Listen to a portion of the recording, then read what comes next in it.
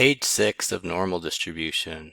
Now we're going to start the problems that are not overlapping with applications and are a little bit more challenging, although I'm sure everyone can do them just fine if you practice enough, okay? Because these have a specific procedure and they don't sway from this specific procedure. You can always follow this procedure. Okay, so first of all, one tool that we're going to need this time, which we didn't really use before, is the conversion between the x domain and the z domain. And the reason why is because these slightly difficult problems don't give you mean, or they don't give you sigma, or they don't give you both, okay? So it's kind of a backwards problem because normally we always have mean and sigma. How do you do a problem if they don't give you mean and sigma? I mean, the calculator asks you for mean and sigma. So what you do is you take your formula to convert between the x and the z domain, and you take your x domain number and you write an equation for it with an unknown mean and sigma, and then using the known proportion of the normal distribution you can figure out the z value, and then you can convert to the x value, and through that usually you can figure out what the mean and the standard deviation are. Now what I just said, maybe that means nothing to you, but let's do a couple problems and then it will start to mean something. Okay? Alright, so the IQs of students at school are normally distributed with a standard deviation of 15. If 20% of the students have an IQ higher than 125, find the mean IQ of the student at school. So we want to find the mean. All we have is a sigma. One thing that we do have that we don't normally have is they gave us the percentage, right? Normally we're finding the percentage based on the x-axis value, and in this case they gave us both. So that's why we're going to be able to find the mean, because we have all the information except for the mean. Okay, so let's draw a picture of what this is going to look like. We are going to have the first the x domain.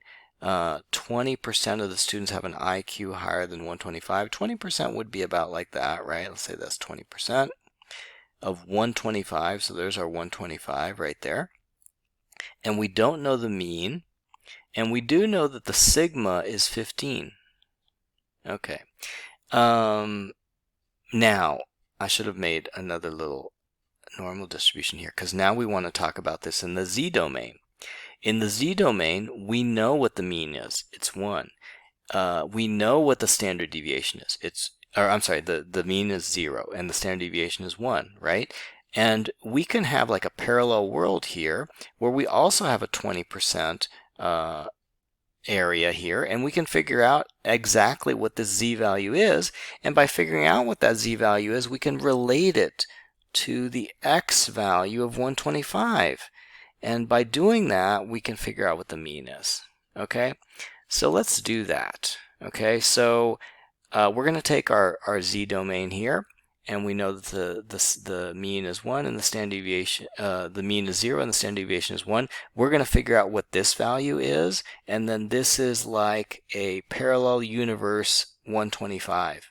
Okay, and then we'll use that to figure out the unknown mu. So let's do that. I'm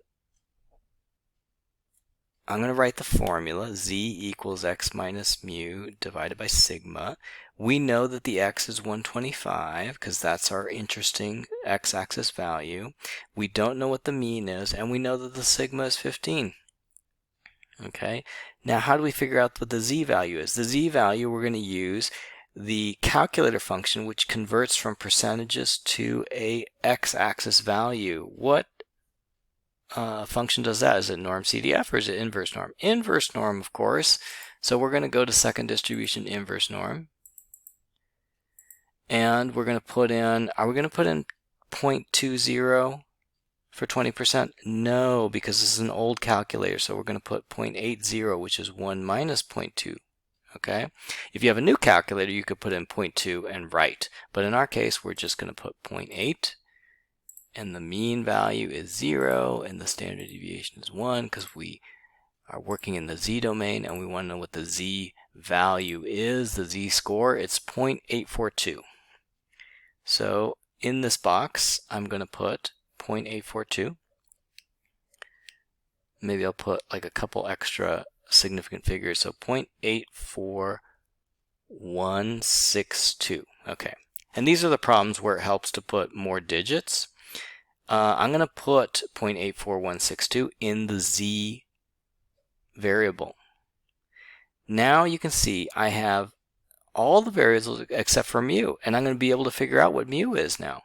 So 0.84162 equals 125 mu minus mu divided by 15. Now I can just do a little bit of algebra and calculate what mu is.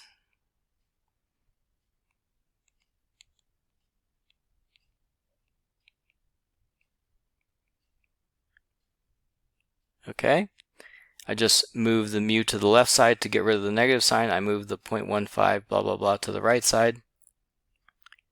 Okay, now I can just calculate it out. I'll do 125 minus 15 times. And now, since I just like copied and pasted it. So like if I didn't copy and paste it, I would want to put like 5 significant figures, and that's why I wrote 5 significant figures down. If I copy and paste it, I don't need to write them all down because I'm just copying and pasting everything. So the value of the mean is 112. Okay, let's do one more challenging one. This time we have a mean and we want to know the standard deviation. Okay, so once again, we're going to have to work in the z domain, because if we don't know either the mean or maybe we don't know the standard deviation, the only domain we can work in with the calculator is the standard normal distribution, where the mean is 0 and the standard deviation is always 1, right? Then we can use the calculator to figure out the relationship between the percentages and the x-axis. If we don't know both of them, we can't work in the x domain. So our x domain here, we have a mean of 6100, but we don't know the standard deviation. And 85% of the time the weekly income exceeds 6,000. So 85% of the time it exceeds 6,000. So this is 85%. We're going to make a similar drawing in the z domain. Except now in the z domain we can actually figure out this number because we have the mean and the standard deviation for the z domain. For the x domain we don't know the sigma, so we can't figure out anything here. Okay, and remember, like before, we're going to transfer between the two domains by using this formula. Okay, so let's go to the z domain and then we're going to figure out what this number is right here. By using inverse norm again. So let's do second distribution, inverse norm, and once again we have a right side interval, and so if you have a new calculator you can put 0.85 01 and right, because it's a right interval, but since we are 0.85. And so, but since we have an old calculator, we're going to have to do 1 minus 0.85 and give 0.15, and we're going to put 0.15 as a left interval because the old calculator always thinks the interval is a left interval. 0.15, I said. 0, 1, paste. And the answer is negative point, and we're going to put a bunch of digits here in case you're not copy and pasting the digits. Okay, so this is my z value. I'm going to put that here, and then I'm going to put my x value, which is 6,000. It's my equivalent x value. Notice that 6,000 corresponds to this in the drawings, minus mu. I do know my mu this time. It's 6,100, and the sigma is unknown. So now I'm going to use algebra to figure this out. The top is negative 100, right? So now I can just multiply both sides by sigma to get it out of the denominator.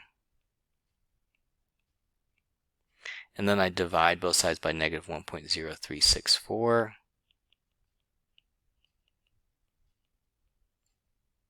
And so let's see what that is.